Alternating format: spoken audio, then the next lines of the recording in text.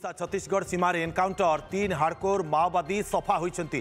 छत्तीसगढ़ कांकेर जिला छिंदखड़क जंगल रे search operation बेले सुरक्षाकर्मी और माओवादी मुहांमुही होते। सुरक्षाकर्मी गुली 3 माओवादी निहत होती। भितर रही 2 जन पुरुष और जड़े महिला।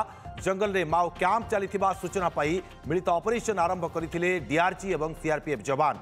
एतिकी बेले माओवादी सहित गुली विनिमय होता।